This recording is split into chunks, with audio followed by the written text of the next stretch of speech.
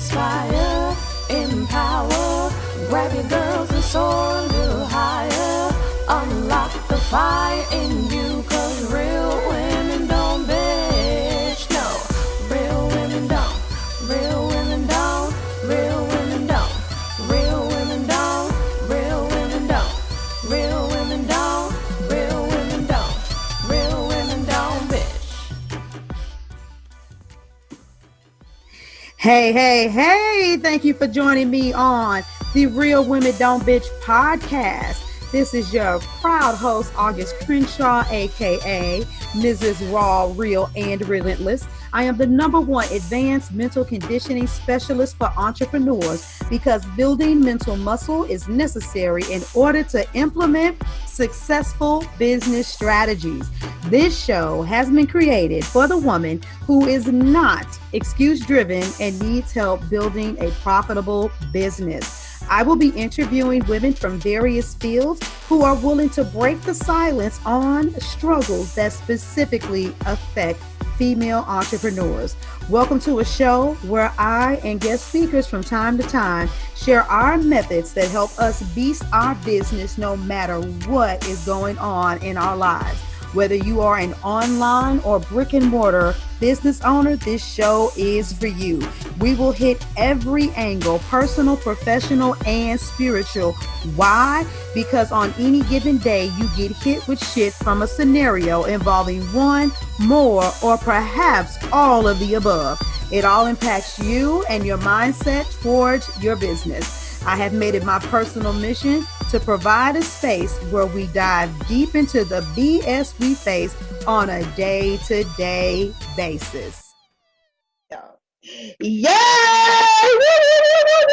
I'm back. And it is a fact that I am back. I'm back. Yeah. Okay. I'm not a cheerleader though. I was getting into cheerleader mode. I wish you guys could see what's going on, but this is actually one podcast that will not have a video version. Boo-hoo, little tear. But there's a great explanation behind it. But we're not going to get into that. We're just going to dig in. Now, you guys know how I feel. I'm an extra special kind of amp on Feature Fridays. And I have a guest who's a familiar guest, but we are about to switch it up on you, baby. Yes, we are. Because I've talked about marriage and your business and the bedroom and getting you sexy. You know, she's brought, I'm saying we've talked about entrepreneurship, the struggles, getting support from your man, not turning your bedroom into the boardroom. But today, we just going all the way in hardcore marriage, business, and the Bible. It's time for us to have some spiritual conversations. And here's the reason why. Not all of you, but the vast majority of you that keep coming to me or coming to my girl, needing help, or coming to both of us, either you have a very strong Christian influence, your background, even though you may do something different now and it still has a hold on the way that you think, or you are in the church and we are so sick and tired. I'm putting it out there. I'm going to say me, but I know she is too. I am so sick and tired of you all using something that is supposed to empower you as a crutch. And so with that being said, Imani, Aisha, would you please take the floor and let the people know who you are, that you're in the building, and then get the flow going, and we're getting ready to dig in. Yes, I feel like I'm bursting at the seams for this one. Hopefully it's like I did it probably reverberated. My bad. But hey, I'm so excited to be here. Yes, I am in the building, in the podcast building with August B. Crenshaw. And for those of you who don't know me, you said who I am. I'm about to jump right in. For those of you who don't know me, I'm Imani Aisha, and I'm out here making sure that married couples are having an intimate marriage and not just intimate moments where they're heard, acknowledged, and appreciated, and they feel connected. And I do that as my role as a marriage coach, but that is ultimately what I do. I'm out here elevating and often saving marriages. And so I'm really excited about what we're bringing to the table today, because August and I had some amazing conversation, and I've been inspired and moved to this topic, and August has just been preaching about this topic forever. So I feel like this is a great marriage for us. Did you want me to kick it back to you, or did you want me to talk about? You know what? You can go ahead and kick it off, and they'll be like, "Oh yeah, she did used to talk about that stuff." Yes, she did. So like August said, we are really talking about, we're taking the kind of this spiritual yet practical, marriage, look at marriage business and the Bible. And for me, what inspired me, what made me say, August, we need to do a podcast about this together, was I was watching these docu-series, yeah, I'm going to say series, okay? A series of documentary stories with these couples, and 3 in particular had very common threads around this issue. 2, the women, the wives in the relationship are like, I'm praying I'm praying for him to get it. I'm praying for him to figure out what he needs to do. I'm praying for our marriage to stick it out because this is what God wants. And one of them was a male who was really struggling with a lot of issues. And I'll go into details a little later, but really struggling with a lot of issues, including like gambling, drugs. And he was deep in the church, and so was his 3rd wife. This is his 3rd marriage. And he didn't feel like he had an outlet to really deal with those issues, even though he was a big part of the church. And his current wife was like, "Oh, I thought you were in the church. I didn't think you was dealing with like any type of way with," we're talking prostitution, womanizing, a whole plethora of vices. And how he handled it, and him and his wife handled it, versus how the women handled it. He's still married to his wife. They are no longer married. And it had to do with a lot of things. And so that sparked something in me. And just recently I met a woman who felt like her and her husband were not on the same spiritual path, and she wanted to bring him up to par with where she was. And it was a very uncomfortable place for her to be. So all of these things combined was like, this is the time to have this conversation. You know what I'm saying? And the first thing that sparks for me was this idea, August, of I'm praying for my marriage, but really I'm praying for him to get it together. Right? Yeah. Go ahead. You said, yeah. And I was like, no, absolutely. And I've already been in that place. So let's go ahead and put the pre-qualifiers out there for the people that may need them, especially since you're like, oh gosh, you're a business coach, blah, blah, blah, blah, blah. Please understand, I worked in marriage ministry and dealt with this quite a bit. And I actually have written a couple of books to heavily expound upon some of the spiritual issues in relationships. And it's not because of years of biblical study. It's because of years of biblical study coupled along with having to walk what I was actually studying. And what happens with a lot of people, and trust me, there's still a correlation to business, because this is about character traits. What's happening with a lot of you that are in the church, you are actually learning the Bible in a way that enhances a victimized mindset. I am a victim of. If this could only be better, I could do. If he would change, this would change. There's no empowerment in that space at all. And so as a woman who was married to a man who thought that fighting was going to become the new normal in our relationship, dealing with a woman who was going to church faithfully. And let's not get it twisted. When I say faithfully, I don't mean faithfully to the point that I'm negligent, because a lot of women go to church faithfully and their new husband is Jesus. So they're at church all the time, not realizing that there are actually physical, practical needs that their spouse has. No, I was still working hard, striving to be very sexual and intimate in my relationship, as well as be very spiritual as it pertained to being in the house of God. Right. And when my husband was changing and I was hit with that dilemma, I'm like, oh man, God hates divorce. I got to figure out how I'm going to make this thing work And the very first thing that I did was I stepped into a state of victim consciousness and started praying. God, you need to deal with him. If he's going to be married to me, then the understanding is supposed to be that he's the head of the household. He's supposed to provide. And because it's supposed to be this, this, and this, if he would just man his position, then I wouldn't have to do this. And all of these things would be okay. And because I've always been introspective, it didn't last very long before God got on me and was like, okay, so you're mad because he's not doing what he's supposed to do. He's not providing. But if you love me and you trust me and you know that the God provides, the universe provides, why are you even worried when you know that he's Jehovah Jireh? He is the God of provision. So what you're really saying is that you don't have any faith. What you're really saying is that you're not going to do what you can do. And I stopped praying on him and praying for myself. And I realized I had way more control than I did. And I'm not going to stay on a soapbox, Imani, but I want to really bring this in and pass it back to you because I'm going to give you an example of how this really hits your business because of something that I just dealt with a client. But let me just keep it on me for 2 more seconds to make this very clear. When I started praying for myself, I was able to truly find that peace that passes all understanding.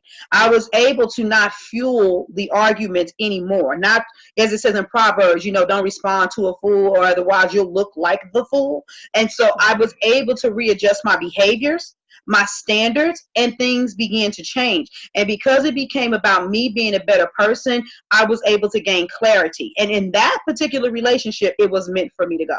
So here I am now in another relationship for 13 years straight, 8 years married, but that one I needed to get out of. But I wouldn't have never been able to become free because I was always looking from the standpoint of being a victim. So I could not see clearly and I did not know how to move.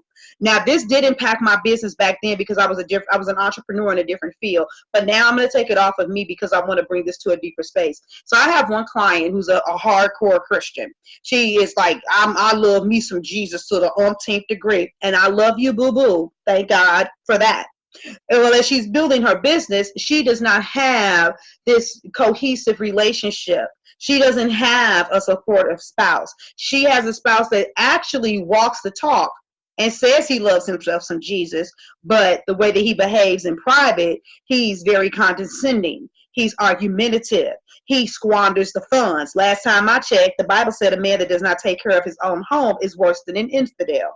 And she can't even enjoy the fruits of her labor because as fast as she gets money, she's dealing with overdrafts for things that he's supposed to be responsible for. But she went on a business trip. I'll never forget this. She went on a business trip and she was gone for 4 days. And when she came back, she was doing everything she had to do. I was like, hey, how are you doing? And she was like, girl, I just can't work. I can't work. I'm getting these migraine headaches every day. And what messed things up for her? She could have possibly crept this past me, and I would have been thinking that this was a health issue and she needed to go see a doctor. But she said, oh my goodness, when I was at Phoenix doing everything I was doing, and I was down there for 4 days, I didn't have to worry about anything. And I said, wait a minute. So you felt good, perfectly normal, no headaches when you were in Phoenix? She's like, yeah. I said, oh, okay. So in Phoenix for 4 days, you had not a single headache. Why not?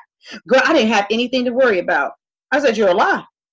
Because you could have not enjoyed Phoenix because you could have been thinking about the mess you knew you were going to go back home to. You didn't know what it was, but his MO is to mess up. So you knew that you were going to go back to a mess. Now that you're back home and you see that smack dab in your face, it's causing you to have migraines. What has changed about your mindset? What has changed about how you feel? And so then she, slipped out the, I'm praying and I'm seeking God and whoop, whoop, whoop, whoop. And so we had an in-depth conversation around that. And, there you go. So even though we're going to talk a lot about what's going on with you spiritually and biblically and how you're not taking ownership for your marriage, I'm going to bring the nuggets back in and connect them to your business. But ladies, I need you to see that everything is connected. This is why we talk about everything on this podcast. And so she could pray until her knees and she got arthritis, or she can fast until she's anorexic, but she can't make anybody change. But she, in 1 week's time span, she was able to she had to face the reality that she was able to change whether or not she did or did not get migraine headaches. Right. No, that's see, and that's so true. And you said, you said taking ownership of our marriages. And this is something that I often get a lot of pushback on in what it is that I do, because one thing that I'll say, like, look, if you're not ready and willing to look at your part in this, then I'm not the coach for you. Because if you're coming to this space, and I have someone who's been following me for a while, needs me, I would say never take the leap, because she's just like, just pray for me and my husband to be on one accord. Every time, I say, it's just like, oh, that's awesome. You just prayer hands and, everything. And I'm just like, nothing has changed for her. But I'm not the one for you if you're not open to doing anything. And those two women that I saw their series, it was very similar for them, where they were like, well, you don't think that you have there's nothing that you could do. There's nothing that you're able to do that's going to shift anything in your marriage. Like, no, I feel like I've done everything that I can. I pray every night. I'm a good, faithful wife. And I'm like, well, what does that look like? You know what I mean? Because you are in a current situation where you're not happy, and it can't completely be on him. And one of the things I want to point out that happens when that occurs is a lot of resentment. There's judgment. People don't want to hear that, because the first thing they want to say is, no, only God could judge me. Only God could judge them as well. And yet I'm not coming in a judgmental way. And then on their part, there are feelings of inadequacy, and so you're dealing with, for a lot of the women, men who are now feeling inadequate to whatever standards you've built up around, this is where you need to be in your faith walk. This is where you need to be in the household because of your faith walk. Like, this is the position that you need to hold, and you not doing it. It ain't nothing on me. I'm praying about it, right? It ain't on me. And so there's no personal responsibility. And this is not to say, it's like when they hear that, this is not to say that your husband doesn't have responsibilities as well, but you can't just look at it like blame, finger, I prayed on it and everything's supposed to work itself out. That word, blame. Yeah. And that's the reason why they can't work with you, because they don't even realize how infantile it is. But as soon as somebody says you need to work on something, if your perception is, oh, well, why do I have to take the blame? You're not really solution oriented in the first place. And honey, let me tell you something. When you're building a business, you can't sit there and say, oh, well, this is not working right, because it's all because of Facebook and the stupid algorithm. And this would have been different if this person who did my copywriting showed up and did a better job. And this would be, no, that's not CEO mentality. Real bosses, when they sit in the boardroom, when they're at the table, they got 2 seconds. They're like, okay, well, what was the stats? How did this work? What was up? Did it sell? Can we fix this? Can we come at a different angle? Let's put a new commercial out there. Let's do something. Do we need to get another person at the head of this division? Do we need to drop this period and go on and move to the next thing? I talk about the power of the pivot as an entrepreneur. You have to immediately make adjustments, not try to adjust others. You have to immediately make adjustments. And so if this is not your natural inclination, if this is not your natural bend to say, what can I do to change something? You're defeated. And in your relationship, if that's what you're doing, is saying, I'm not going to be the one to take the blame, then you're being very immature. And I can honestly say for you, for a person who was typically more circumspect, as far as my marriage was concerned, the first piece of ownership that I had to take was that I didn't take enough time to vet the man. We were in a whirlwind relationship. We knew each other for 6 months, not my character at all, but because I also went into the woo-woo land of people prophesying, girl, God just sent you a good man because he looked like a good man. But that woman that quote unquote prophesied to me was a single lonely woman that wished that she could find a husband, so she had a bias in her spirit. And so what happens with a lot of you guys is you don't understand that you're doing it in reverse. And you've heard me say this before, Imani, that what's wrong with people is that they get the confirmation before the revelation. They always waiting for somebody to give them a word and then waiting for God to confirm it. Instead of recognizing that you have a personal relationship, letting him drop something in your spirit, and then something will come from someone else to confirm. But you'll quote out of the mouth of 2 or 3 is God's confirmation, but you will have conversations leading people into something so that they can say something to you to tell you what you want to hear when you never received that thing for yourself. And so I had to take ownership for the fact that if I had been patient, I would have never married him in the first place. If I had my own faith on par, I wouldn't have been looking for other people to tell me that it was okay to marry him, and I would have never been there in the first place. And you are about preserving marriages, but I think it also needs to be understood that you are only about preserving marriages that are meant to be. And some of you, I'm going to go ahead and say it and pass the baton back. You are afraid to work with Imani Aisha because you know she's going to ask you the hard questions. And when you answer those hard questions, you're too afraid to walk away because how am I going to do this on my own? Oh, see, now the Negro got value if it ain't nothing but that paycheck. And that's a spirit of fear. And I'm getting into a zone and I'm going to calm myself down because this is not my podcast episode. This is us. Please take it back. No, I know, but I'm with it. And it's very true in the sense that if so there are some people that come to me where it's like I may be guiding them towards making a decision and being convicted in that decision one way or another. I tell people, I'm like, look, I'm not here to make this decision for you. And people will ask me, and that goes back to what you're saying, waiting for having somebody else, confirm something for you as if that should move you. You know what I mean? To ask me whether or not you should stay or you should go because you're in a fight or flight situation. And I've said this before, that even if you're asking me that question, you don't want to go. For whatever your reasons, you don't want to go. Because people who want to go, they don't need to ask the question. No. So if you're asking it, you don't want to go. That's first and foremost. And what I'll say is that what needs to happen is what I guide you through is all those questions in your head to being convicted in whatever decision that you make. Because the first thing is that you have to take the personal responsibility and the ownership to work on what it is that you can work on. Even when I'm working with you together, it's still what you individually are bringing to the table, the things that you can shift and what makes sense based on who you are, based on your lifestyle, based on the dynamics in your personal relationship. This is not some cookie cutter thing. And you make certain choices. And once you really are consistent in those choices, not like, I tried it for 2 weeks and, I don't know how I feel yet.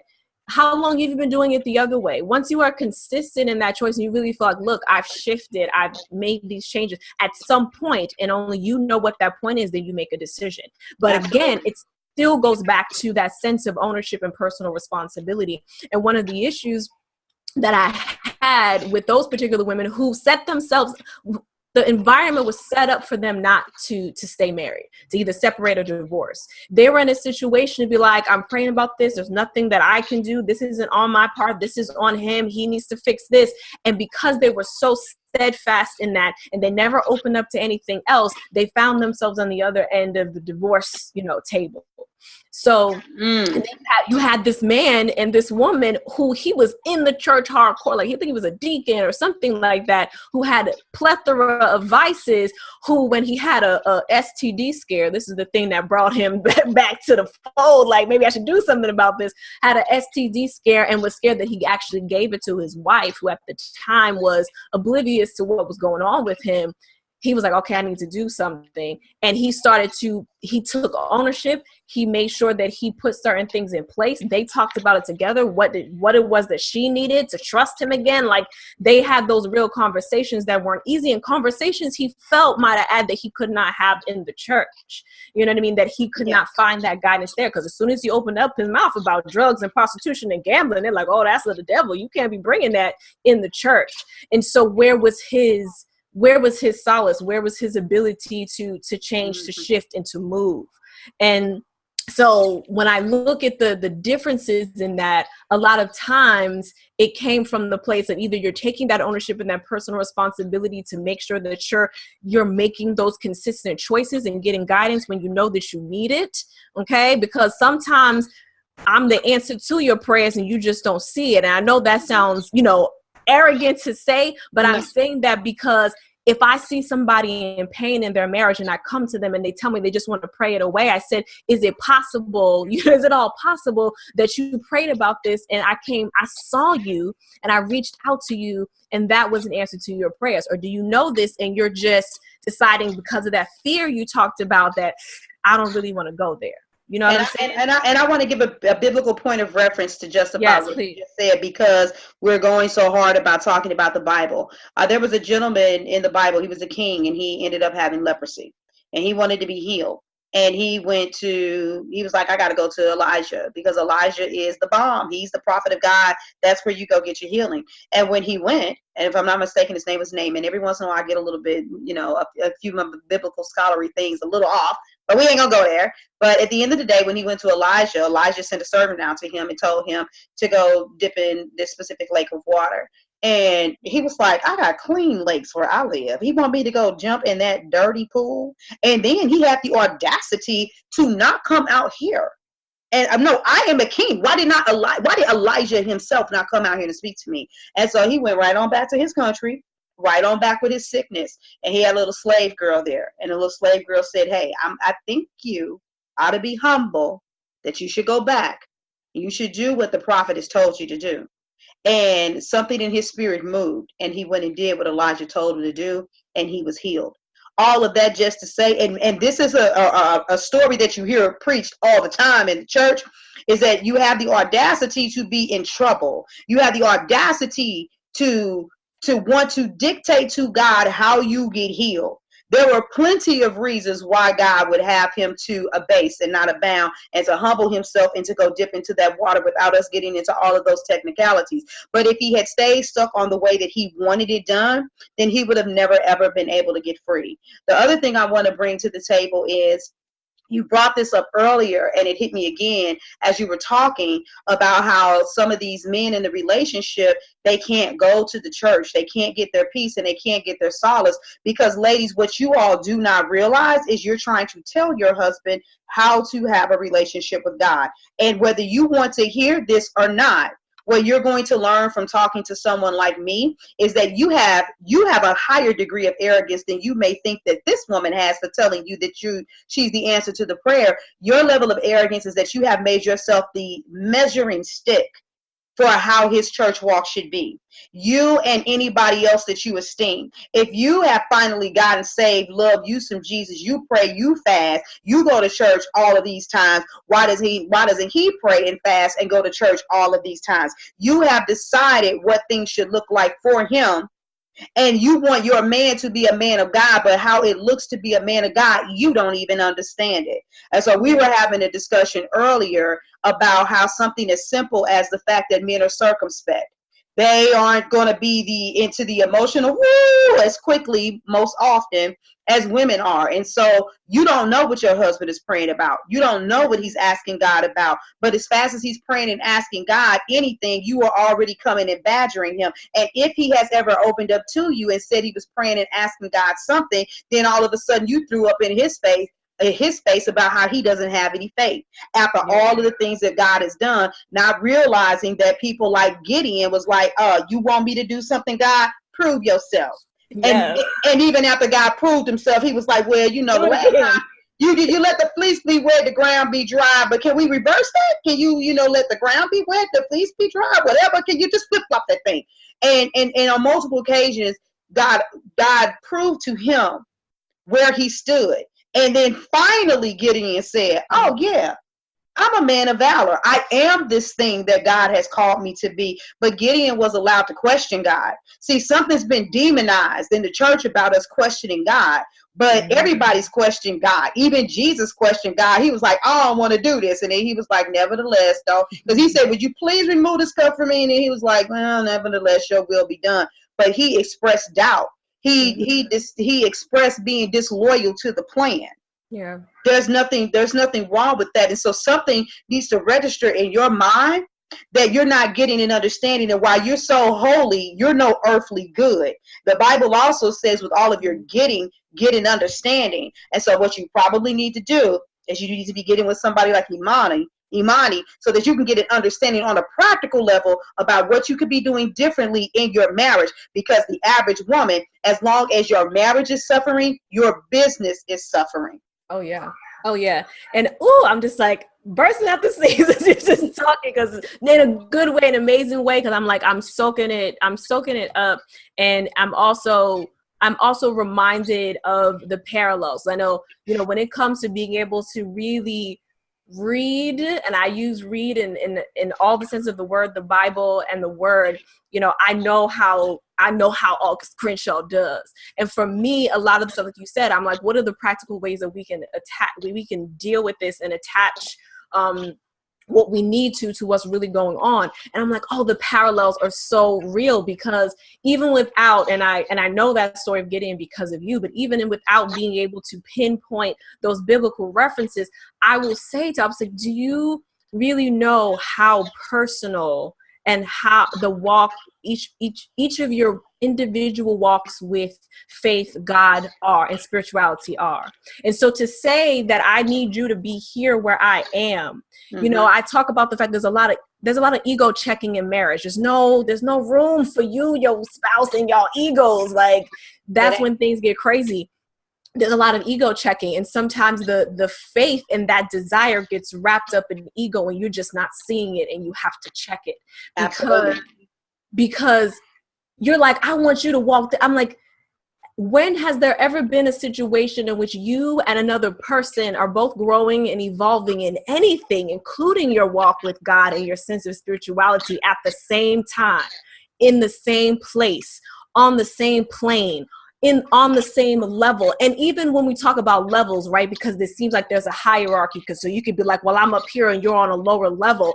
But the reality is that if you think of it as a hierarchy, then you're not thinking about the fact that your spouse may very well have something that anchors them that you cannot see, that and a strength that you cannot see in their spiritual walk that you may aspire to, and inspire you, but you're not even seeing that. You know how often couples are actually talking with me and be like, well, he never said that. I never heard her say it like that. I didn't know that. And they've been together for like 15, 20 years because there's so much miscommunication. There's so many conversations that are not had. You're just having the same ones on a loop that aren't getting you anywhere and aren't getting you to a level of understanding. So did you open up the gates to have an understanding of what he may be questioning, what you yourself are probably questioning? We're human beings with free will, and as such, I feel like God knew that we were going to question, that they were going to, and that's why we put the onus on ourselves to say, if we question or have questions, then something's wrong. When you think about children and babies, they are naturally curious, they're naturally inquisitive, and they're not thinking, if I have a question about God, does that mean that I'm no longer a child of God? That's not where they're coming from. And their connection, in my belief, personal belief, their connection with God as, babies and really young children is because they've already come. It's very strong. Okay. Yeah. So, but as adults, we put the onus on ourselves that, if they question it, then their faith must be laws. We put it on ourselves. And so in the marriage, there has to be grace and ego checking and understanding of where you both are and what that looks like for you, because your spouse may very well have a lot of faith, but because it doesn't look like the way like your faith looks or how you demonstrate that to you, it's either not good enough or it's not there. And that's often not the case. I thought of so many different things while you were speaking, and I want to point out something. So here's another thing about me and my relationship. I am just under 10 years older than my husband. And we literally started dating when he was 21.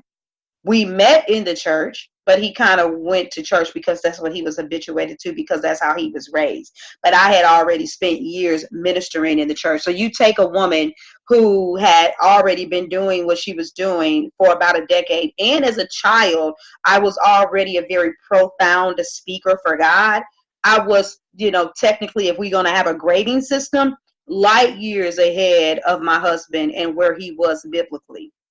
As we dated, he would study with me, though. He had a lot of respect for me. That's, we would study, we would read the Bible together, we would talk, we would pray, and there was never any judgment whatsoever. And he was very comfortable with that. And at one time, he even called me his personal mentor. And this is like during the dating phase. When we got married, one of the things that was most important to me was to never make him feel like, oh yeah, I'm older, I know more. As a matter of fact, when we first started dating, because I had a well-established business as a hairstylist, I made more money.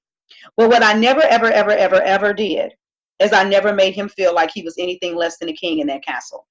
The way that I talked to him, the way that I catered to him, the way that I included him in different parts of like the finances. Because some of you women, you'll be like, well, I'm just better at it, so I'm just going to take over it. And then you dog them when they don't spend right. You don't even realize that that's the monster you created. Some of y'all, so side segue, some of y'all don't like the way that your husbands handle the money without even realizing that that was never the strong suit in the first place. But you just stepped right on in and you said that I'm going to do this. And you thought they were going to catch on how to do it by osmosis because you told them to make this amount of money per week and to give it to you, and you told them that you was going to save for a trip and you were going to do this. That wasn't teaching them anything about handling the finances. And now here it is, you got this monster that keep you in a season of overdrafts, but you created the monster.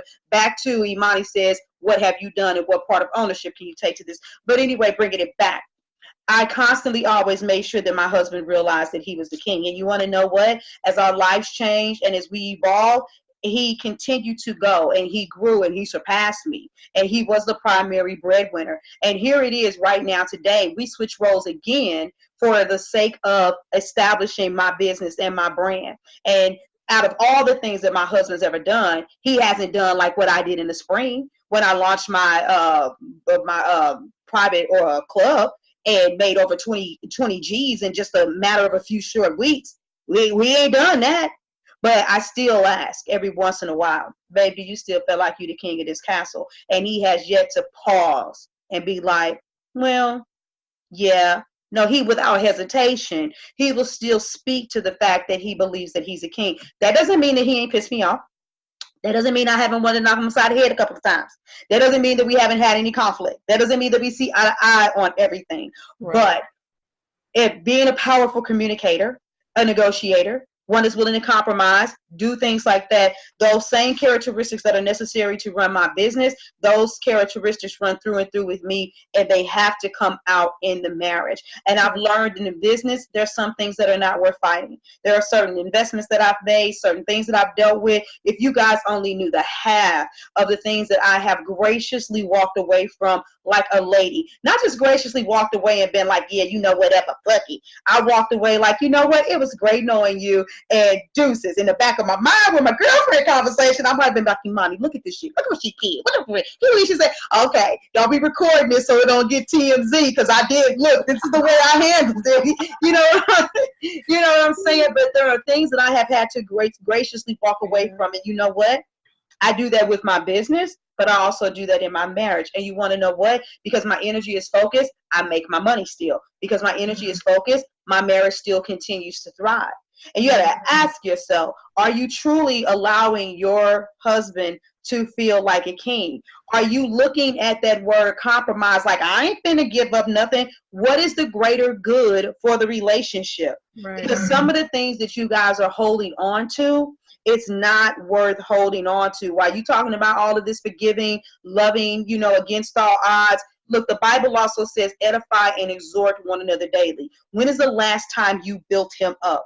When is the last time you allowed him to feel like a king? And I'm going to say this last part, and I know you're going to really take this somewhere. You might be thinking of some other things too. You guys are probably saying what you've done. Ladies, we're not trying to beat you up. I hope you really get this, but y'all know I'm a straight shooter. Yeah. You keep saying what you've done, but have you done what he wants you to do? Think about the frustration in reverse. He will probably, he don't do nothing, but he go to work, he make the money, he provides, but he don't rub my feet. Doesn't make me feel sexy, but you should be feeling that way on your own. It's like, once again, another silent segue. What have you done? If you could be a fly on the wall and hear him having a no holds barred conversation about what he wanted from you as a wife, could you say that you were really doing that? Just like there are things that you could say that he's not doing. I don't have a successful relationship because my version of treating my husband like a king is the things that, because I cook him dinner every night, because I wash his clothes. Those are not the things that make my husband feel like a king. For those of you that read the 5 love languages, which I don't really get that much stock to it, he loves words of affirmation. And he is always credited with the things that he has done that I see. Sweetie, I see you sacrificing for your family. I acknowledge what he does. Simple things like that. You really have to ask yourself that question. And guess what? The correlation to your business is that's what you have to do in your business. In your business, you have to say, okay, what do my clients need?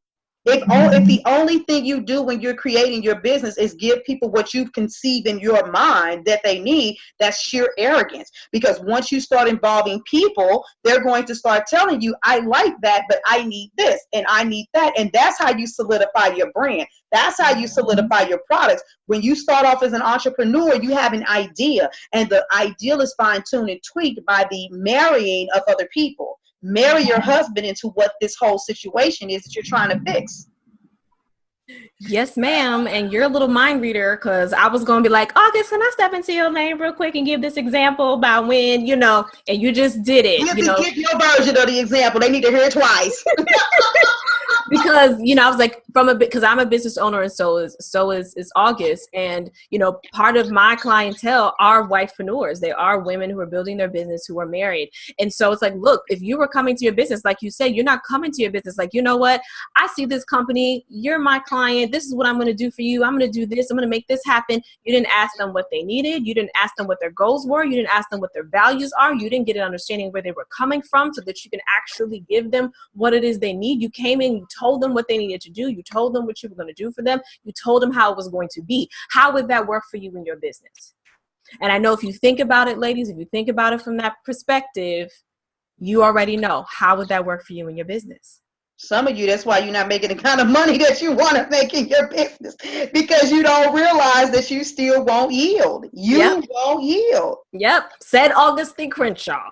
And so for me, in taking it to the marriage, if you look at it in that perspective, it's the same thing as what I call the truth totality, right? If your husband has things to work on, guess what? You got things to work on. If your husband has strengths out in the household and in the field and what it is they're doing, you have those strengths and they should be appreciated. And so should he. If your husband is, lacking in certain areas where you feel like your needs aren't being met, then most likely you are lacking in certain areas where their needs need to be met. And so you have to ask yourself what that truth totality looks like, because if you're only looking at what's your truth and continuing to try to hammer in on that with your husband, you're going to continue to knock your head up against the wall and be frustrated. And ladies, August said this early, because we're both pretty straight, we're straight up.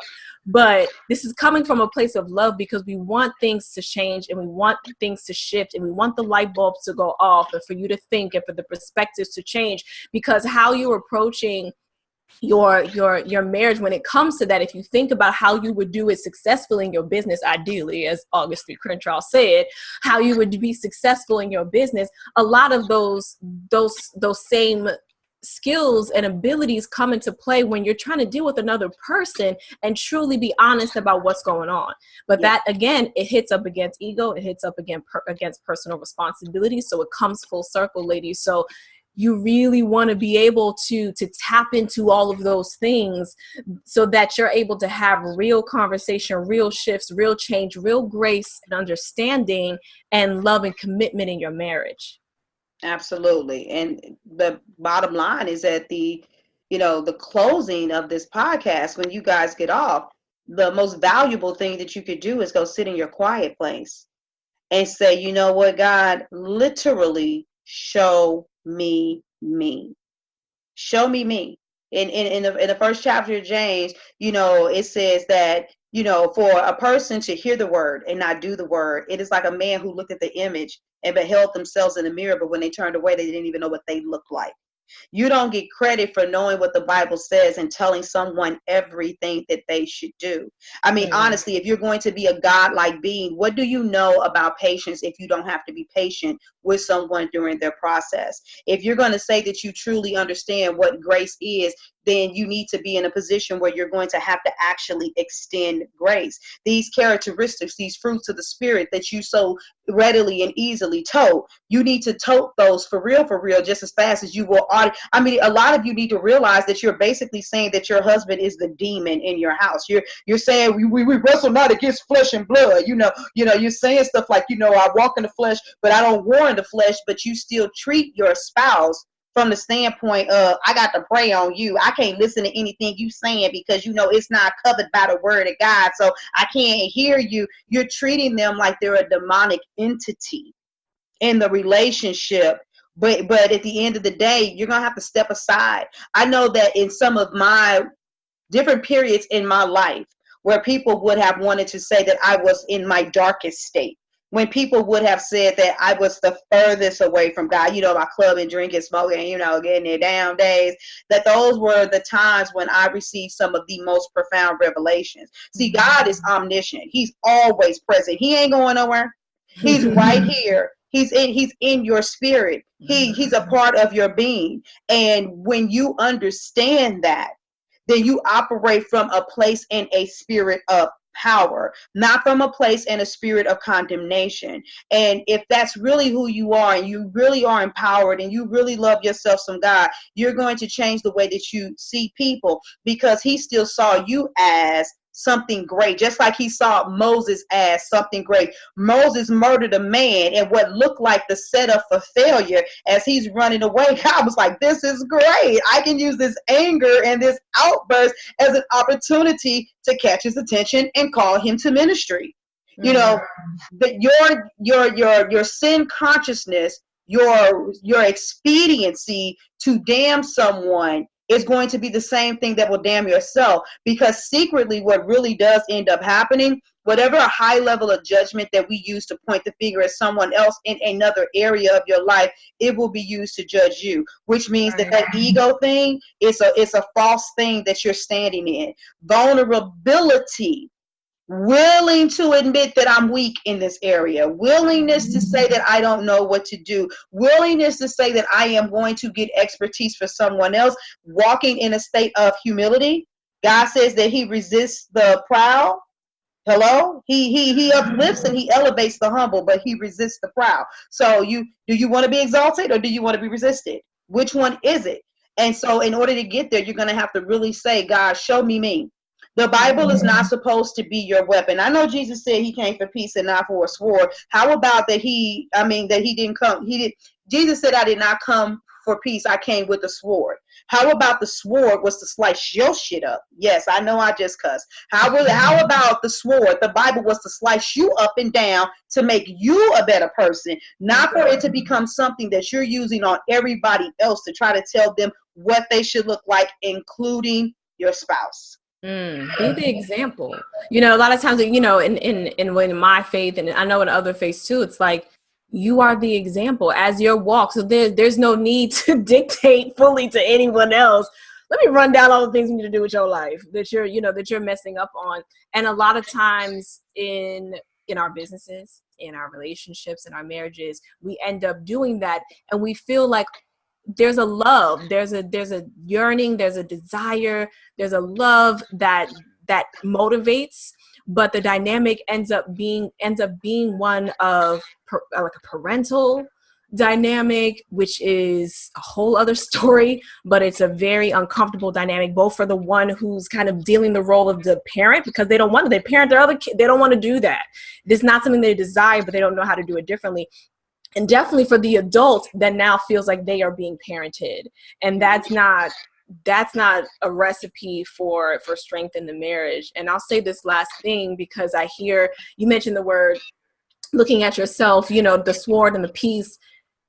And one of the things that people say, I just want peace in my house. You know what I mean? Like, and we all know that just because things are quiet, sometimes because they're quiet, or you're not arguing as much because you're avoiding the things, it's not real peace. No, it's not. And you said vulnerability, and peace lives in that vulnerability, but it's one of the scariest things that a lot of folk have to do in a relationship, but it's a necessity. It's integral. Amen. I mean, Ashe. And I will just add to that you're gonna have to learn to deal with this, ladies, because it's not going to go anywhere. Now, it appears to me in business and in relationships and spirituality is that even though some of you will quote things like when Paul said, not that I've arrived, you'll say those things, but yet you still have an expectation to arrive on this plane. And what that looks like is you believe that once you master this thing, you can woosah. And what I mean by that is you're like, okay, once we nip this in the bud, it's never going to come back up again. If you have an issue with finances in your relationship, once you work through how to be on an even keel with them, what you can do is understand how to marry your values. But if your husband still wants to reward himself for his hard work and you are a saver or vice versa, that's not going to disappear from them. A different level of discipline, because that's a characteristic. It's not a character flaw. And as soon as we learn that, that's when we'll be okay. And see, this is, and I'm not going to go there because I was about to totally segue. Wanting to be rewarded for your labor, some of you have to learn to do that. Some of you that want to save all the time don't even realize that you operate from a scarcity mentality. You don't realize that there's something to learn from your spouse for them being like, no, live a little bit, spend a little bit. But all you can see is the flaw with the husband that, no, all you want to do is spend a little bit too much and you don't want to learn how to save. But everything becomes more, it's easier to digest when you can say to someone, I see you, but I also want you to see me, and looking what those things go together. And once you all develop those disciplines, making more money won't make the situation go away. I had a client, and we discussed this on one of the live videos, that making more money, it seems like her husband is lazier when it comes to, bringing money, in for the bills. More money hasn't solved the problem. It has actually amplified it. It has magnified it. You see it way, way more. And so it's not going, that's the negative side. But on the positive side, as you're growing, maybe all of a sudden that thing will rise back up again, because it'll be like, okay, I know we've developed this strong discipline about saving or doing this, but now we're bringing in so much money. So let's go back to the drawing board and relook at things. Those things come back. And the timeliness of struggle and trials in your life, they're always going to be there. Right now, it has nothing to do with my business. Before a second, I had a major scare, with my grandmother, and I'm not at home right now recording this podcast. I immediately got to St. Louis as fast as I could. I'm here. This is something that has had me emotionally distraught for a few months, while I am also taking time to have peace and enjoy her. I still have a business to run. All I'm saying is that stuff is going to continue to pop up. The question isn't whether or not stresses will be eliminated. It will be about your maturity and how well you deal with them. But the trials, they don't go anywhere. As a matter of fact, if anything, they become more intensified. It's just that you are more mature at being able to recognize them and nip them in the bud as you go along. So, you really have to take today's podcast recording and ask yourself, how well do I know me? How disciplined am I? How false are my expectations? Am I believing that I need to learn how to do something so I can get over it and never have to deal with this challenge again? And from a biblical standpoint, I have a feeling you got some more closing remarks, LOL. From a biblical standpoint, even as you look at many of the people in the Bible, how many times did Moses get angry? How many times did Abraham lie? How many times did Samson sleep with somebody else? These people are listed in the Faith Hall of Fame, my Hebrews 11 people, and they were constantly dealing with the same quote-unquote character flaw over and over again before they began to mature and get past those things. So you really got to ask yourself, am I really believing that I'm going to get over and get past something versus I'm learning to grow and to better manage and deal with my emotions and situations? I want to make sure that I lead by saying this. I don't want you guys to feel like you just got, handed a bat and were asked to beat yourself. What I want you to do is to really sit here and say, wait a minute.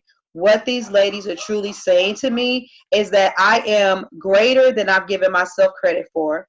I have more control than I realize, that I am more beautiful and I am more patient than I ever imagined, and that I have something amazing to contribute to this world. And I'm going to do anything and everything that I can do to be the best version of myself, so that I show up in my business and I show up in my marriage in a way that is powerful, so that I show up in a way that is not only going to benefit me, it's going to benefit my children, it's going to benefit my audience. Really understand that everything that we're saying has not been to cut you apart or strip you down. It has been to say to you, we see you as being stronger than you are. And we're just asking you to have the desire to seek the ability to do what it is that we're saying, because we promise you the reward is very profound on the other side. I agree. And really, I'm coming from a place of reiteration to say, especially, I'm big on like, most people, they want to be seen. You want to be seen. Everything that you're doing within your business, within your marriage, spiritually, because, even in your walk with God, it's a desire to be able to be you in that full form and still be seen by those who love you and so appreciated and respected and cared for. And so knowing that to be seen is also to see. Keeping that in mind for you is important. And the things that August and I are talking about are elements of elevation, ones that we go through, that we talk about for real on in our marriages and in our businesses and in our faith walk. I mean, we literally have these level conversations. It's real for us too. So we do get it and we do understand it on a very personal level. But that this is all about that elevation. And so as much as you work to raise your awareness, your consciousness of yourself and of your spouse, you will then have a marriage that feels connected and intimate and good. You will have a relationship that won't feel as frustrating as because of the things that you feel you're pushing up against. You don't really have to push up against them. Absolutely. So listen, ladies, I don't know where you are in your business. I know that I just got through rattling off a bunch of stuff, and you might be like, oh, August the boss, she could talk something. We ain't even going to go there. Y'all already know. And in spurts, I do help my clients as it pertains to dealing with marital issues. But for those of you that don't know the fullness of this, when I have people on my show that I respect and that I will recommend, it's one thing to respect people, it's another thing to recommend them. Because on the social media arena, you see people, you be like, man, they a boss, but you don't necessarily really personally know them. And so you're recommending them off the strength of you believing what they presented. I work with Imani Aisha, and there's a very strong distinction. And I'm not talking about me coaching her relationship. I'm talking about we run a group together where we actually work with women with issues in their business and their marriage. And that is what I really want to drive home. So for me personally, I can help you in spurts. But see, I teach women to do what they love so that they can do it without ever feeling exhausted. I could talk about business all day, but after a while, I'm the person that be like, look, if you don't want to do this shit right, just get a divorce. I've been to send you to the divorce place in a heartbeat because I'm going to get tired of talking about your relationship. But she embodies the same spirit and the same tenacity towards working with marriages that I do with working with women in business. So, direct them to where they need to go. Because if you need our help, then if you got marital issues that's busting through the seams, this is the woman that you need to speak to. Yes. I'm here, ladies. If you are on social media, I am Imani Aisha across all social media platforms. I'm heaviest on Facebook and then secondary IG. And you can find me on imaniaisha.com as well. And you'll see some goodies on there. I just added some new goodies. So you'll see some goodies for your marriage on that site, and you'll be able to connect with me, because if we need to have a real conversation, I want to have a real conversation. I'm the type of lady, like, can we, technology is great and all, but can we have a real conversation? Because often you need somebody to tell your story to and gain understanding, but you need somebody who's actually going to help guide you to what to do with it. You know what I mean? And sometimes that's not your mama, your grandma, your auntie, your best friend. Often it's not. And so that's why I'm here, ladies, to get absolutely to where you want to be.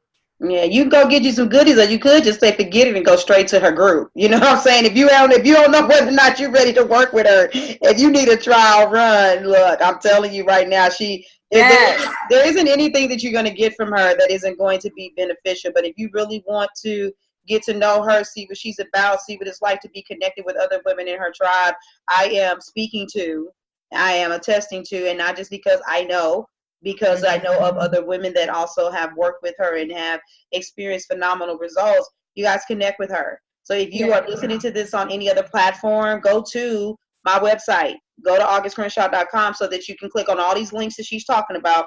So that you can, I will have that one. Because all of her stuff is going to be in the bio next to her podcast episode. Connect with her. It's something that you absolutely won't regret. So thank you for letting us take you to church. I'm like, did I take you to church too? I don't know. I'll be on. We done took her to church. I love it. Look at God. Let me stop. Yes, all the time. Look, look, say God, we want to do it? Yeah. Want to win. We're going to get out of here until the next podcast episode because I got to bring her back because we're going to have to continue some biblical conversation around marriage and business and the Bible because, ladies, we got to get you straight. Yeah. All right. We love you. Bye. Yes. Thank you for joining me today. Remember to cultivate a mindset that is biased towards taking action. No bitching, whining, or complaining. Here, our mantra is, real women don't bitch, we get shit done. See you next week as I continue to bring you what you need to keep your head in the game and beast your business. Don't forget to hit subscribe and leave us a 5-star review. Would you like a specific topic covered? Have a question you would like answered live? Then head on over to realwomendontbitchpodcast.com. Subscribe to my email list, hit me up, and I got you. Interested in being a guest speaker? You walk the walk? Then you can sign up on the website too. This is your #1 advanced mental conditioning specialist for entrepreneurs, Mrs. Raw, Real, and Relentless. Signing out. Deuces.